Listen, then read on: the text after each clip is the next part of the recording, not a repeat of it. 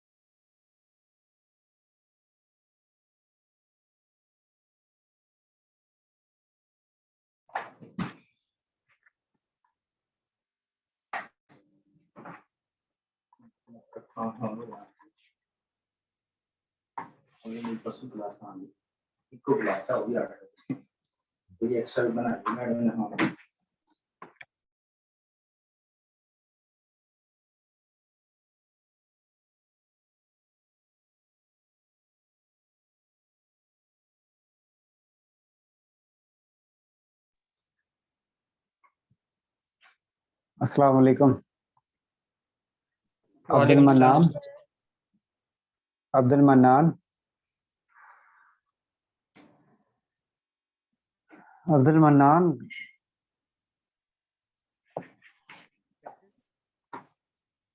Mic का issue है। अजवा मनाल। ओके मनान, आपके अटेंडेंस में लगा दिए। अजवा मनाल। अमाइम अबूजर। अमाइम अबूजर।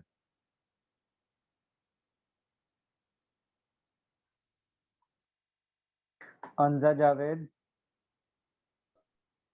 Present sir. अक्सरशद। अक्सरशद। Dua. Present sir. Fiza. Fiza present बीबी। Sir. Hadia. Present sir. Okay Fiza, आपकी मैंने अटेंडेंस लगा दी है। Hadia. Hadia Zainab. Javeria. Present sir. Khadija. Present sir. Kinza. Yes sir. Kaneez. Present sir. Maryam Bibi. Present sir. Minahil Fatima. Present sir. Mohammad Afzal. Mohammad Afzal. Mohammad Hashir, Mohammad Hashir, Mohammad Saad, Present, sir. Mohammad Usman, Present, sir. Muzayyan, Present, sir. Noor, Present, sir. Usama, Present, sir. रिदा,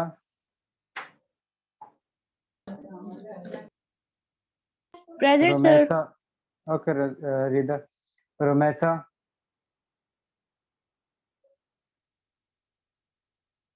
Romesa Nadeem, Present.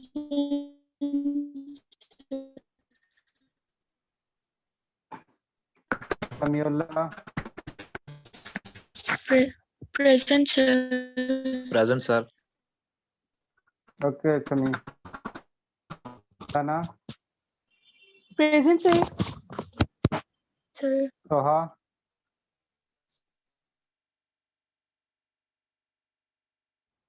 Soha Shahzad, Present, sir. Romesa मैंने आपकी attendance लगा दी है। Syed on Raza, Present, sir. Sir, Soha Shazad present. Sorry, Zainab, Present, sir. और वो student नाम सुन ले जो एब्सेंट हैं, अगर वो प्रेजेंट है तो अटेंडेंस लगवा सकते हैं। अब्दुल मन्नान, अजवा मनाल, ओके अब्दुल मन्नान, अजवा मनाल,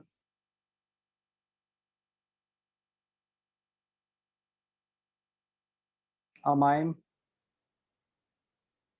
अमाइम अबूजर, अक्सर अरशद, जी sir.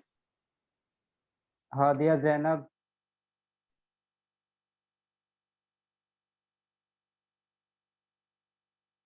Mohammad Present, sir. Afzal,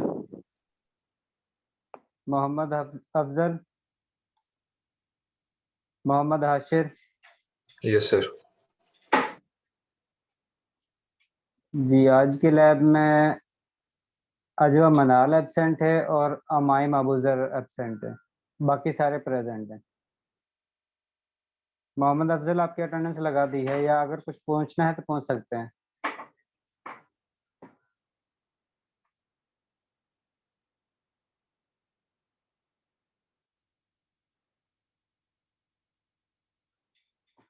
आज का आप लोगों का एक्सपेरिमेंट जो है एक्सपेरिमेंट नंबर 3 है, जिसमें आप लोगों ने पीएच मीटर की मदद से नाउन सैंपल से अननाउन सैंपल की कंसंट्रेशन या नॉर्मेलिटी फाइंड आउट करनी है। और ये किस तरह करना है, इसमें आप लोगों ने जस्ट जिस तरह एसिड बेस टाइट्रेशन करते हो बिल्कुल सेम इसी तरह है। जस्ट डिफरेंस कहाँ पर है कि उसमें आप लोग एसिड बेस टाइट्रेशन में एक इंडिकेटर यूज करते हो जो आप लोगों को इंडिकेट करता है कि रिएक्शन कंप्लीट हुआ है या नहीं हुआ है, लेकिन यहाँ पर आप लोगों ने पीएच मीटर यूज करना है और उस पीएच मीटर के जरिए आप लोगों ने सॉल्यूशन की पीएच जो है वो मेजर करते रहना है। अजवा मनाल बाद में अटेंडेंस लगाते हैं। Okay sir. जिस तरह आप लोगों को पता है कि एसिडिक वो स्पीशी होगी जो वाटर के अंदर H+ आयन को रिलीज करेगी, इसी तरह बेसिक वो स्पीशी होगी जो वाटर के अंदर OH नेगेटिव आयन को प्रोड्यूस करेगी। इसके साथ आप लोगों ने एक और चीज पढ़ी है, बफर सॉल्यूशन। जी अंजा जावेद, अंजा जावेद, जी सर। ये बफर सॉल्यूशन हम किस तरह बनाते हैं?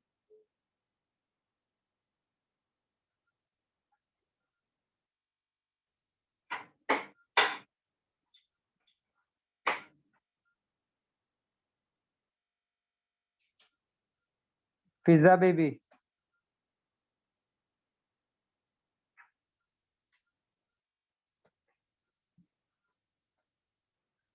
फिजा बेबी,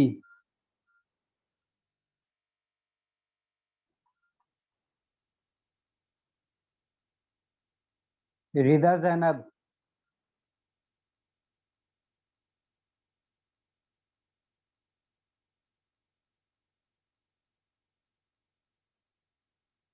हम बफर सॉल्यूशन इस तरह बनाते हैं कि आप लोग एसिडिक यानी कि वीक एसिड को उसके स्ट्रॉन्ग कॉन्जुगेट बेस से मिक्स अप करते हो तो आपके पास बफर सॉल्यूशन बनता है, या अगर आप लोग वीक बेस को उसके स्ट्रॉन्ग कॉन्जुगेट एसिड के साथ मिक्स अप करते हो तो आपके पास बफर सॉल्यूशन बनता है। जिस वक्त आप लोग एसिड बेस टाइट्रेशन करते हो और इस कंडीशन में आप लोगों के पास सोडियम हाइड्रोक्साइड जो है वो बेसिक स्पीशी है यानी कि बेस है, और एसिड में आप लोगों के पास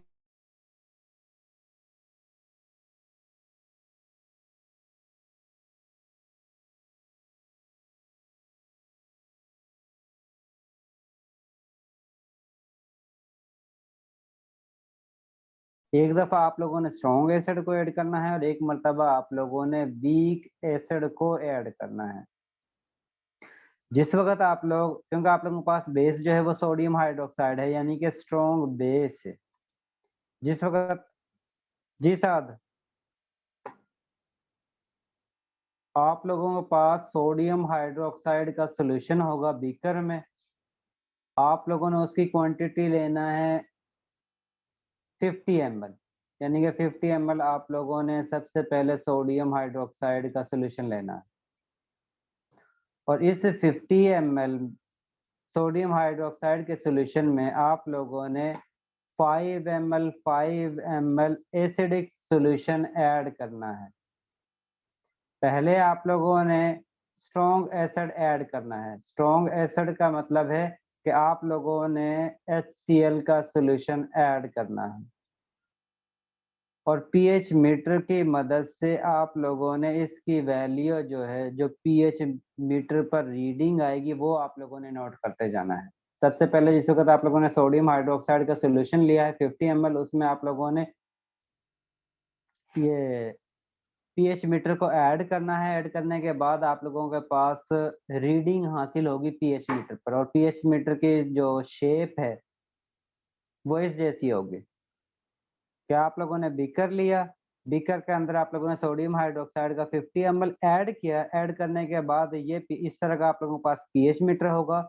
इस पीएच मीटर का ग्लासेस वाला जो साइड है उसको आप लोगों ने सॉल्यूशन के अंदर डिप करना है। जिस वक्त आप लोग इसको डिप करोगे तो इस पीएच मीटर पर आप लोगों के पास रीडिंग नजर आएगी और उस रीडिंग को आप लोगों ने इस टेबल पर फिल करते जाना है। ये उस वक्त होगी जिस वक्त आप लोगों ने इसके अंदर HCl को ऐड नहीं किया है, यानी कि प्योर सोडियम हाइड्रोक्साइड के सॉल्यूशन की जो पीएच है वो आप लोगों ने यहाँ पर नोट कर लेनी। इसके बाद सेकंड में आप लोगों ने 5 ml सोडियम हाइड्रोक्साइड के सॉल्यूशन को ऐड करना है इस सॉल्यूशन के अंदर, और उसके बाद फिर दोबारा से आप लोगों ने इस तरह ही पीएच मीटर का जो ग्लासेस वाली साइड है उसको इसके अंदर सॉल्यूशन के अंदर डिप करना है, और उसके बाद फिर दोबारा से पीएच मीटर पर जो रीडिंग आएगी वो आप लोगों ने सेकंड वैल्यू की जगह पर पुट कर देनी, कि यहाँ पर आप लोगों ने सेकंड वैल्यू पुट कर देनी। इसके बाद फिर आप लोगों ने फर्दर 5 ml इस सॉल्यूशन के अंदर ऐड करना है। फिर पीएच मीटर पर जो भी रीडिंग आएगी वो आप लोगों ने यहाँ पर फिल करना है। इसी तरह कंटिन्यूअसली आप लोगों ने इस सॉल्यूशन के अंदर 5 ml सॉल्यूशन HCl का सॉल्यूशन जो है वो ऐड करते जाना है, और जो पीएच मीटर पर रीडिंग हासिल होगी वो आप लोगों ने इस कॉलम के अंदर वैल्यू जो है वो पुट करते जाना है। तो आप लोगों के पास स्ट्रॉन्ग एसिड को ऐड करने की वजह से जो भी रीडिंग हासिल होगी वो आप लोगों ने इस कॉलम में पुट कर देनी। इसके बाद आप लोगों ने दोबारा से अलहदा एक बीकर लेना है और बीकर के अंदर दोबारा से आप लोगों ने 50 ml सोडियम हाइड्रोक्साइड का सॉल्यूशन ऐड करना है। ऐड करने के बाद इसकी दोबारा से रीडिंग नोट करनी है, जो भी रीडिंग आएगी वो आप लोगों ने इस वैल्यू में पुट कर देनी है। इसमें आप लोगों के पास वीक एसिड जो है वो एसिटिक एसिड का सोल्यूशन होगा, यानी कि CH3 COOH एसिटिक एसिड का सोल्यूशन लेना है और उसमें से आप लोगों ने ब्यूरेट की मदद से 5 ml इस सोल्यूशन के अंदर ऐड करना है। और जिस वक्त आप लोग इसके 5 ml को इसमें ऐड करोगे तो उस कंडीशन में पीएच मीटर पर जो भी रीडिंग हासिल होगी वो आप लोगों ने वैल्यू यहाँ पर पुट कर देनी है। उसके बाद पीएच मीटर के जो राड है, ग्लासेस वाली साइड है, उसको निकालना है बीकर से और उसके बाद आप लोगों ने उसको वाटर से वॉश करना है। वॉश करने के बाद फिर दोबारा से इस सॉल्यूशन के अंदर आप लोगों ने 5 ml मजीद एसिटिक एसिड का सॉल्यूशन ऐड करना है। ऐड करने के बाद फिर पीएच मीटर की मदद से वैल्यू जो है वो नोट करनी है और जो भी वैल्यू हासिल होगी वो आप लोगों ने यहाँ पर वैल्यू पुट कर देनी। और इसी तरह आप लोगों ने वीक एसिड के साथ 5 ml सोडियम हाइड्रोक्साइड के सॉल्यूशन में ऐड करते जाना है और जो भी पीएच मीटर के जरिए रीडिंग हासिल होगी वो आप लोगों ने यहाँ पर टेबल में फिल कर देना है, जो भी वैल्यू आपके पास हासिल होगी। इसके बाद जो वैल्यू हासिल होगी आप लोगों ने उसकी मदद से ग्राफ ड्रा करना है और आप लोगों के पास ग्राफ जो है इसके अपोजिट डायरेक्शन में होगा। आप लोगों का जो ग्राफ है वो इस तरह का बनेगा, ठीक है। ये वाला रेड वाले लाइन का नहीं बनेगा, आपके पास इस तरह का ग्राफ बनेगा। अब इसमें स्ट्रॉन्ग एसिड और वीक एसिड में फर्क होगा।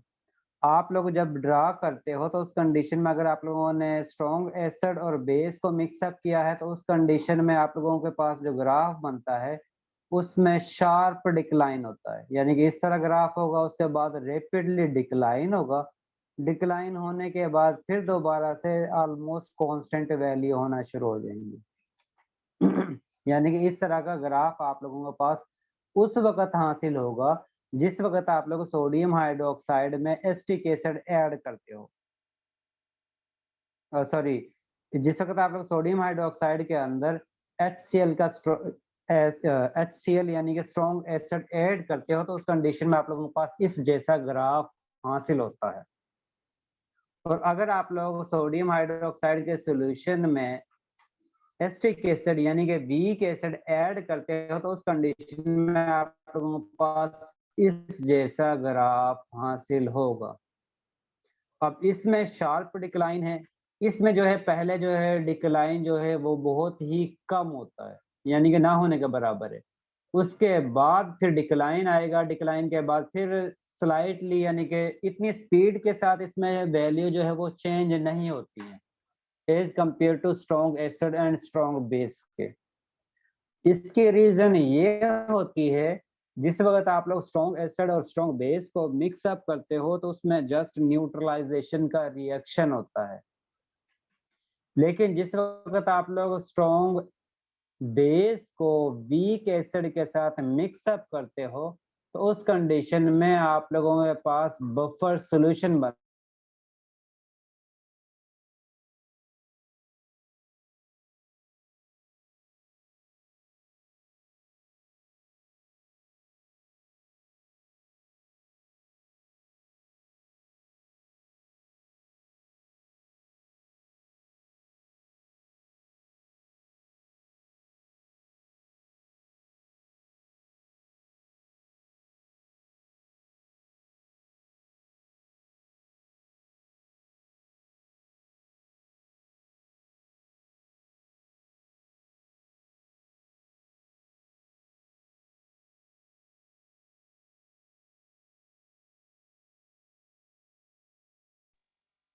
हेलो।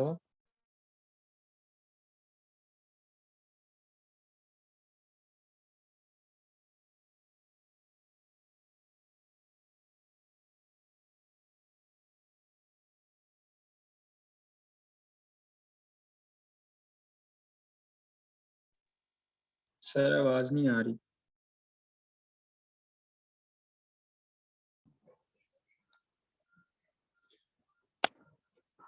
अच्छे भले इंसानों, बड़ी जल्दी बता दिया यार। मैं उस वक्त से आप लोगों को पढ़ा रहा हूँ।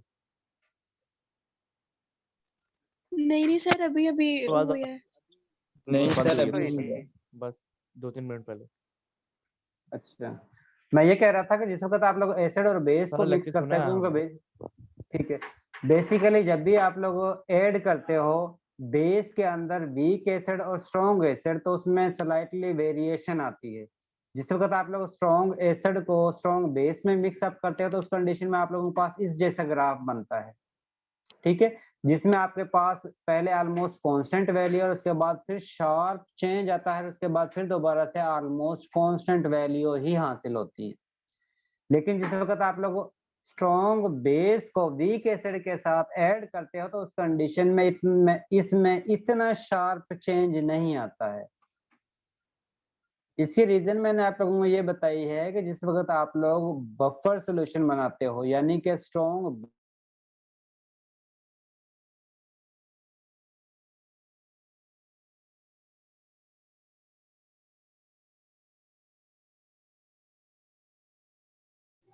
सर आपकी आवाज नहीं आ रही है। अब भी नहीं आ रही है। सर बीच अभी में आई रुक जाती है, कट जाती है। ये मेरे ख्याल में नेट का इशू है। मैं दोबारा दूसरा नेट जो है वो कनेक्ट करता हूँ, शायद हो सकता है उस वक्त क्लियर हो।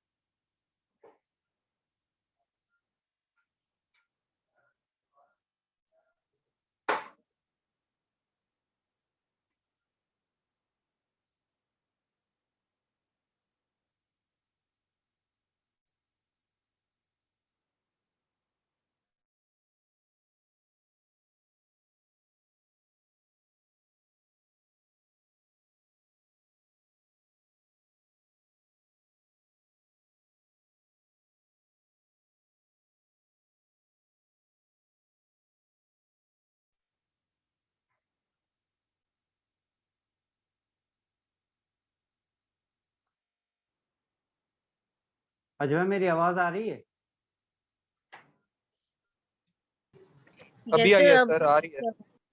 आपके ठीक है, पास अभी।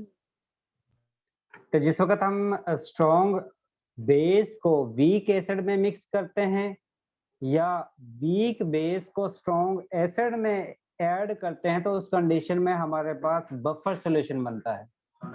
और हमें पता है कि बफर सॉल्यूशन ऐसा सॉल्यूशन होता है जिसकी कोशिश होती है कि सॉल्यूशन की पीएच चेंज ना हो उस वक्त भी, जिस वक्त आप लोग इसके अंदर मजीद एसिड या बेस ऐड करते हो। इसका मतलब है कि जिस वक्त हम सोडियम हाइड्रोक्साइड, क्योंकि सोडियम हाइड्रोक्साइड जो है वो स्ट्रॉन्ग बेस है, और इसमें जिस वक्त हम ऐड करते हैं एस्टिक एसिड, एस्टिक एसिड जो है वो वीक एसिड है। जब हम सोडियम हाइड्रोक्साइड के अंदर, जो कि स्ट्रॉन्ग बेस है, एस्टिक एसिड ऐड करते हैं, तो इसके रिजल्ट में आप लोगों के पास बफर सॉल्यूशन बनता है। और उस बफर सॉल्यूशन की वजह से इसकी पीएच जो है वो इतनी शार्प चेंज नहीं होती है, कि इसमें वेरिएशन जो है वो स्लाइटली आता है। इसमें मजीद एसिड या बेस ऐड करते हो, तो उस कंडीशन में इसकी वैल्यू में बिल्कुल स्लाइटली वेरिएशन आता है, जो इंडिकेट करता है कि ये वाला जो रीजन है जिसमें बिल्कुल स्लाइटली वेरिएशन आता है पीएच मीटर की मदद से, वो ये इंडिकेट कर रहा है कि यहाँ तक जो सॉल्यूशन था जिसमें आप लोगों ने एसिड और बेस को मिक्स अप किया है, तो इस रीजन में आप लोगों के पास बफर सॉल्यूशन बनता है। और वो बफर सॉल्यूशन जो है उसमें अगर आप लोग मजीद एसिड या बेस ऐड करते हो, तो उस कंडीशन में उसकी पीएच जो है वो मजीद चेंज नहीं होती है। लेकिन जिस वक्त आप लोगों के पास ये रीजन आता है, इसके बाद जिस वक्त आप लोग मजीद इसमें एसिड ऐड करते हो, तो उस कंडीशन में ये बफर सॉल्यूशन जो है उसकी कैपेसिटी टोटल खत्म हो जाती है। तो ये कह सकते हो, तो इस कंडीशन में बेसिक सॉरी एसिड की या बेस की अमाउंट बहुत ज्यादा हो जाती है, जिसकी वजह से बफर का जो बफर एक्शन है, बफर कैपेसिटी है, वो इफेक्ट उसका खत्म हो जाता है और उसके बाद इसमें शार्प जो है वो चेंज आना शुरू हो जाता है। पीएच मीटर या पीएच वैल्यू में शार्प चेंज हासिल होता है और उसके बाद फिर मजीद अगर आप लोग ऐड करते हो तो इसमें स्लाइटली वेरिएशन आना शुरू हो जाता है। तो ये वाला जो रीजन है स्टार्ट में जो आप लोगों के पास हासिल होता है, इस रीजन के अंदर आप लोगों के पास जो सॉल्यूशन हासिल होगा वो बफर सॉल्यूशन कहलाएगा। इसके बाद वाला और इससे पहले वाला जो सॉल्यूशन है उसको हम बफर सॉल्यूशन नहीं कहेंगे, क्योंकि उसमें अगर आप लोग स्लाइटली एसिड या बेस ऐड करते हो तो उस कंडीशन में उसकी वैल्यू में अच्छा खासा चेंज हासिल होता है। लेकिन अगर आप लोग स्ट्रॉन्ग एसिड और स्ट्रॉन्ग बेस को मिक्स अप करते हो तो उस कंडीशन में आप लोगों के पास बफर सॉल्यूशन नहीं बनता है और उस कंडीशन में आप लोगों के पास या तो कांस्टेंट वैल्यू होगी या फिर शार्पली वैल्यू चेंज होगी। ठीक है, इसमें स्ट्रॉन्ग एसिड या वीक एसिड को जिस वक्त स्ट्रॉन्ग बेस में ऐड करते हैं तो उस कंडीशन में हमारे पास यही चेंज हासिल होता है और इस पॉइंट को जिसमें एसिड और बेस की क्वांटिटी ऑलमोस्ट इक्वल होती है उसको हम इक्विवेलेंट पॉइंट कहते हैं। इक्विवेलेंट पॉइंट ऐसा पॉइंट होता है जिसमें एसिड की और बेस की ऑलमोस्ट क्वांटिटी सेम हो जाती है, यानी कि जितनी अमाउंट एसिड की होगी उतनी ही अमाउंट बेस की होगी। इसका मतलब है कि जितने H प्लस आयन एसिड की वजह से प्रोड्यूस हो रहे हैं उतने ही आप लोगों के पास OH नेगेटिव आयन बेस की वजह से प्रोड्यूस होंगे। और आप लोगों को पता है कि जब भी H प्लस आयन जो है वो रिएक्शन करता है OH नेगेटिव आयन से तो उसके रिजल्ट में आप लोगों के पास वाटर मॉलिक्यूल बनता है और वाटर मॉलिक्यूल जो है वो न्यूट्रल होता है। ठीक है, जिसकी वजह से आप लोगों के पास पीएच का इफेक्ट इससे कम या ज्यादा करते हो तो उस कंडीशन में आप लोगों के पास पीएच का इफेक्ट जो है वो स्पीड के साथ हासिल होता है और ये इक्विवेलेंट पॉइंट जो है आप लोगों के पास जिस वक्त आप लोगों के पास दोनों की कंसंट्रेशन सेम होंगी उस कंडीशन में हासिल होता है। जिस तरह यहाँ पर आप लोगों के पास ये ग्राफ हासिल है तो इसमें जो इसका मिड पॉइंट होगा जहां पर शार्प चेंज आया है तो उसको हम इसका इक्विवेलेंट पॉइंट कहते हैं। जिस तरह ये ऑलमोस्ट इसका यानी कि मिड पॉइंट बनता है ऊपर से नीचे तक के जो दरमियान वाला हिस्सा होगा उसको हम इसका इक्विवेलेंट पॉइंट कहेंगे। ये जो है और इस पोजीशन पर आप लोगों के पास जो भी वैल्यू वॉल्यूम की होगी और जो भी वैल्यू नॉर्मेलिटी की होगी, क्योंकि नॉर्मेलिटी तो दोनों की आप लोगों के पास गिवन होगी कि आप लोगों के पास HCl का सॉल्यूशन की नॉर्मेलिटी कितनी है, सोडियम हाइड्रोक्साइड की नॉर्मेलिटी कितनी है। आप लोगों ने जस्ट वॉल्यूम को यूज करना है और वॉल्यूम को यूज करके एक की मोलैरिटी नाउन होगी और दूसरे की मोलैरिटी आप लोगों ने नॉर्मेलिटी जो है वो आप लोगों ने फाइंड आउट करनी है। और आप लोगों के पास इस ग्राफ से इस पॉइंट पर जो भी वैल्यू हासिल होगी उसकी वैल्यू आप लोगों ने B1 की वैल्यू पुट करनी है। इस पॉइंट पर जो भी वॉल्यूम आपके पास हासिल होगा एसिड का वो आप लोगों ने यहाँ पर पुट करना है और एसिड की नॉर्मेलिटी आप लोगों को गिवन होगी। ठीक है, आप लोगों ने सेकंड की वैल्यू फाइंड आउट करनी है और वॉल्यूम जो भी आप लोगों को वॉल्यूम यूज किया है, क्योंकि हम इसमें बेस का वॉल्यूम जो है वो यूज कर रहे हैं 50 ml। इसका मतलब है कि आप लोगों ने यहाँ पर वॉल्यूम जो है वो 50 पुट करना है और उसके बाद आप लोगों ने नॉर्मेलिटी जो है वो फाइंड आउट करनी है। इसी तरह आप लोगों ने स्ट्रॉन्ग एसिड के लिए कैलकुलेट करनी है और इसी तरह आप लोगों ने वीक एसिड के लिए सेम इसी तरह कैलकुलेशन करनी है और फिर आप लोगों ने बता देना है कि इस सॉल्यूशन के अंदर HCl की नॉर्मेलिटी कितनी है और इस सॉल्यूशन के अंदर एसिटिक एसिड की नॉर्मेलिटी कितनी है, कि यानी कि वो पॉइंट कौन सा है जिस पॉइंट पर यानी कि इक्विवेलेंस पॉइंट पर HCl की कंसंट्रेशन कितनी कंज्यूम हुई है और एसिटिक एसिड की कंसंट्रेशन कितनी कंज्यूम हुई है। एसिटिक एसिड के केस में आप लोगों के पास वॉल्यूम ज्यादा हासिल होगा एसिटिक एसिड का, और HCl के केस में आप लोगों के पास वॉल्यूम HCl का कम हासिल होगा, क्योंकि HCl जो है वो स्ट्रॉन्ग एसिड है और एसिटिक एसिड जो है वो वीक एसिड है। इसी वजह से हमें एसिटिक एसिड की ज्यादा अमाउंट यूज करना होगी, ताकि उसकी वजह से इतने प्रोटॉन हासिल हो सके जो OH नेगेटिव आयन के साथ रिएक्शन करके आप लोगों को न्यूट्रल सॉल्यूशन यानी कि वाटर मॉलिक्यूल जो है वो प्रोड्यूस कर सके। और आप लोगों ने इसके बाद इसका रिजल्ट लिख देना है कि आप लोगों ने सॉल्यूशन को बनाया है, उसके बाद ग्राफ पेपर बनाया है, उसके जरिए आप लोगों ने नॉर्मेलिटी सॉल्यूशन की फाइंड आउट की है, और जो भी नॉर्मेलिटी आप लोगों के पास हासिल होगी वही आप लोगों का रिजल्ट होगा कि स्ट्रॉन्ग एसिड की वजह से जो नॉर्मेलिटी हासिल हुई है और वीक एसिड की वजह से जो नॉर्मेलिटी हासिल हुई है उसको आप लोगों ने रिजल्ट में लिखना है। ठीक है, और उम्मीद है कि नेक्स्ट वीक में आप लोगों की लैब जो है वो ओपन हो जाएंगी और उस वक्त आप लोगों ने इस लैब की परफॉर्मेंस लैब के अंदर करनी है। यहाँ तक अगर आप लोगों को किसी को कोई कंफ्यूजन है तो वो आप लोग पूछ सकते हो।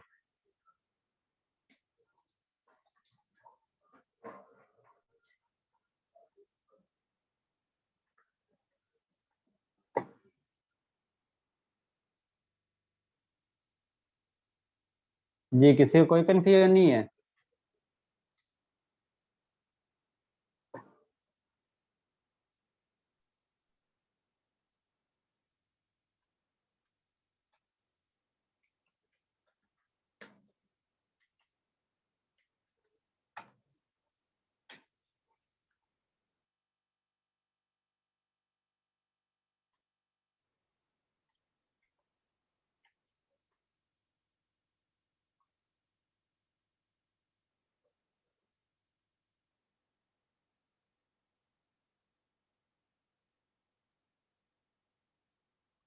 इसके बाद मैं आप लोगों को एक वीडियो दिखाता हूँ। इस वीडियो में जो है वो पीएच मीटर के जरिए किस तरह हम वैल्यू को मेजर करते हैं उसके बारे में बताया हुआ है।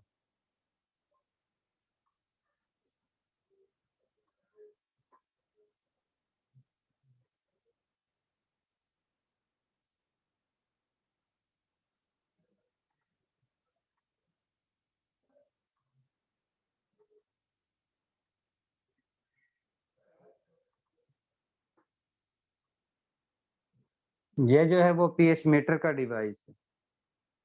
पीएच मीटर जिसको आप लोगों ने यूज करना है, जिसके जरिए आप लोगों ने पीएच की रीडिंग जो है वो नोट करनी है। और ये आप लोगों के पास वो ग्लास साइड होती है जिसको आप लोग सॉल्यूशन के अंदर डिप करते हो। इसको सबसे पहले आप लोगों ने अच्छी तरह से वाटर के साथ वॉश करना है, और इतना वॉश करना है कि इसकी ऑलमोस्ट पीएच जो है वो 7 के राउंड 7 के इक्वल हो। क्यों आप लोगों को पता है कि ऐसे वाटर की जो पीएच है वो 7 होती है। अगर ज्यादा या कम पीएच होगी तो इसका मतलब है कि आप लोगों का वाटर जो है वो ही प्योर फॉर्म में नहीं है, उसमें कुछ ना कुछ इम्प्योरिटी ऐड है। इसके बाद आप लोगों ने इसके अंदर सोडियम हाइड्रोक्साइड का सॉल्यूशन ऐड करना है बीकर में, और उसके अंदर इस ग्लास रॉड को डिप करेंगे। तो डिप करने के बाद आप लोगों के पास इस तरह रीडिंग हासिल होगी, और रीडिंग जो है इनिशियली फ्लक्चुएट करेगी, यानी कांस्टेंट नहीं होगी, वो इंक्रीज हो रही होगी या डिक्रीज हो रही होगी। तो आप लोगों ने वो वैल्यू नोट करनी है जिस वक्त वैल्यू जो है वो स्टे करेगी, रुक जाएगी। ठीक है, और जिस वक्त ये वैल्यू रुक जाएगी उस वक्त आप लोगों ने इस वैल्यू को फर्दर यूज करना है और उसको नोट कर लेना है। उसके बाद मजीद आप लोगों ने उसमें से बीकर में आप लोगों ने 5 ml स्ट्रॉन्ग एसिड या स्ट्रॉन्ग बेस को ऐड करना है। ऐड करने के बाद फिर दोबारा से आप लोगों ने उसी बीकर को लेना है, और बीकर को लेने के बाद उसमें इस रॉड को डिप करना है। डिप करने के बाद आप लोगों के पास जिस तरह यहाँ पर रीडिंग जो है वो फ्लक्चुएट कर रही है, इनिशियली इस तरह या तो रीडिंग जो है वो ज्यादा होगी या रीडिंग कम होगी। और आप लोगों ने उस वक़्त तक रीडिंग का इंतज़ार करना है जिस वक़्त तक ये रीडिंग जो है वो स्टे नहीं करती। जिस वक़्त ये रीडिंग जो स्टे करेगी वही रीडिंग आप लोगों ने नोट कर लेनी है। और इसी तरह आप लोगों ने कंटिन्यूअसली 5 ml एसिड को ऐड करते जाना है और पीएच मीटर की मदद से रीडिंग को नोट करते जाना है। और हर मर्तबा जिस वक़्त आप लोगों ने इसको यूज़ करना है ग्लास रॉड को, तो हर मर्तबा आप लोगों ने इसको अच्छी तरह से डिस्टिल वाटर से वॉश करना है। अगर आप लोग इसको डिस्टिल वाटर से वॉश नहीं करते, तो उस कंडीशन में आप लोगों के पास रीडिंग जो है वो सही नहीं आएगी, क्योंकि इसमें कुछ ना कुछ अमाउंट जो इम्प्योरिटी है, ये जो पहला सॉल्यूशन है उसकी इसके साथ अटैच रह जाती है। इसी वजह से हम इस रॉड को हर मर्तबा डिस्टिल वाटर से वॉश करते हैं ताकि जितना भी कंपाउंड इसके साथ अटैच होता है वो रिमूव हो सके। ठीक है? इस तरह आप लोगों ने इसको 1 बाय 1 सॉल्यूशन के ज़रिए ऐड करते जाना है। उसकी पीएच मीटर जो है, पीएच मीटर के ज़रिए रीडिंग जो है वो नोट करते जाना है। और उसके बाद उस रीडिंग की मदद से आप लोगों ने नॉर्मेलिटी सॉल्यूशन की फाइंड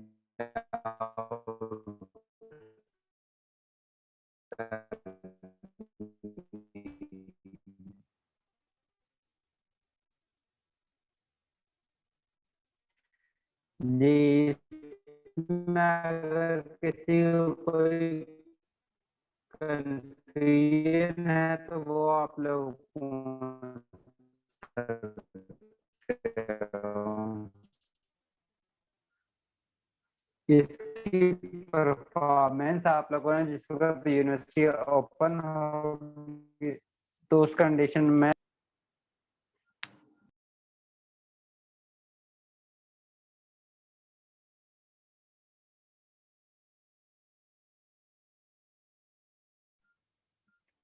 जी, इस वीडियो या इस लेक्चर में से अगर किसी को कोई कन्फ्यूजन है तो वो आप लोग पूछ सकते हो।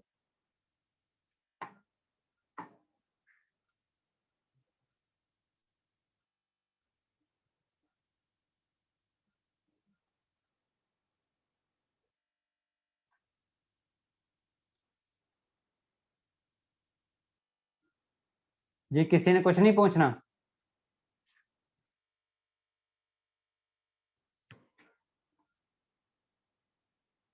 इस एक्सपेरिमेंट की परफॉर्मेंस आप लोगों ने नेक्स्ट वीक में जिस वक़्त यूनिवर्सिटी ओपन हो जाएगी तो उस कंडीशन में आप लोगों ने लैब में परफॉर्मेंस इसकी कंप्लीट करनी है। सर नेक्स्ट वीक से ओपन हो रही हैं? अभी तक तो अफ़ज़ल यही रिपोर्ट है कि नेक्स्ट वीक से आप लोगों की यूनिवर्सिटी जो है वो ओपन हो रही है। आगे क्या होता है इसके बारे में अभी तक कोई यानी कि वो नहीं है। सर अगर इन केस हमारी यूनिवर्सिटी ओपन होती है तो जब हम आएंगे तो हमारा क्विज भी होगा, क्योंकि 3 जी, फिर आप एक्सपेरिमेंट लोगों को क्विज़ भी होगा। और अगर ऑनलाइन रही तो ऑनलाइन रही तो फिर आप लोगों को कोई असाइनमेंट दे देंगे। Okay sir. जो आप लोगों ने जमा करवानी होगी और उसकी बेस पर ही आप लोगों को मार्क्स लगेंगे। ठीक है? इसके अलावा किसी को कोई क्वेश्चन है तो वो आप लोग पूछ सकते हो।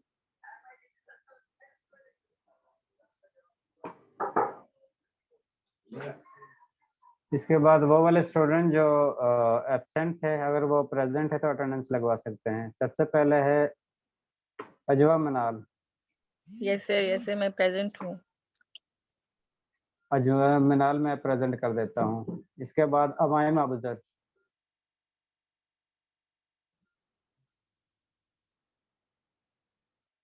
अमाइम अबूजर।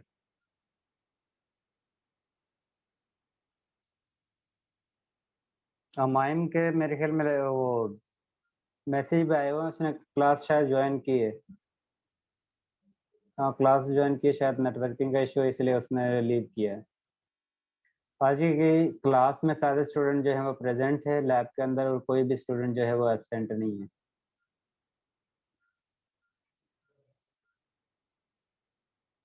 जी, इससे रिलेटेड अगर किसी ने कुछ पूछना है तो पूछ सकते हैं, अदरवाइज आप लोग लीव कर सकते हैं।